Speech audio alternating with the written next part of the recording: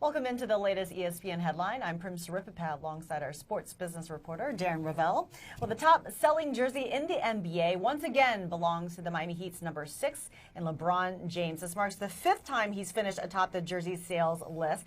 He's certainly come a long way, Darren, since the decision.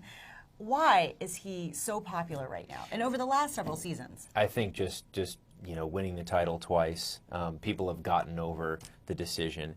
And I think the haters were louder than the people that loved him for a while, and that kind of flipped how we really thought of him. We thought he was more hated than he really was.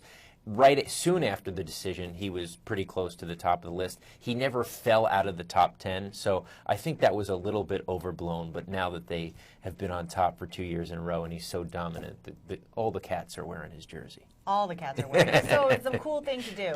6 months ago, we did another segment with you about how he surpassed Kobe Bryant for the most popular, not only in addition to the jersey, but also being the most popular. So what do you think it was that gave him that little push over Kobe Bryant? Just obviously the titles, the relevance. I also do think that some of it, although maybe I'm saying too much here, is about him being human. The fact that last night after the game he tweets about that he was watching the Flintstones with his wife. He's actually done a pretty good job through the Samsung commercials, through Twitter, to kind of show that he's a real person.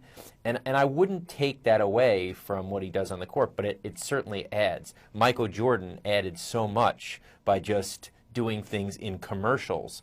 In the beginning, he really didn't talk much. People only knew him through the Nike ads, and so I think LeBron's done a nice job with that. I think humility has really helped his situation as well. So let's look at the rest of the list. After James, you've got Kobe Bryant, then Derrick Rose, who have both been injured for much of the season. Weird that it's 2-3. Right? And then after that is OKC's Kevin Durant, and then followed up by Carmelo Anthony, who rounds out the top 5. So when you look at those top 5 players, what do they all have in common? I'm going to go outside that because nothing's surprising other than that they're hurt in 2-3. The ones that surprise me, I can't believe, is number 6, Stephen Curry, that he's all the way up there. I mean, the Warriors are close, but they haven't gotten to the point where I thought he'd be there. He obviously is just an incredible dynamic player, but I'm surprised that he's that high.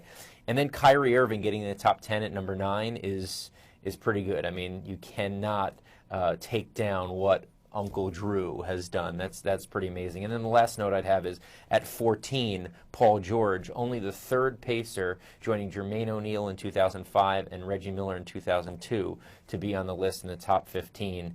I think it's hard as a Pacer to be on that list, but obviously I think Paul George deserves Give it some time, though. I know. The way they've been playing, not just this season, but the season before, that could change. I feel you.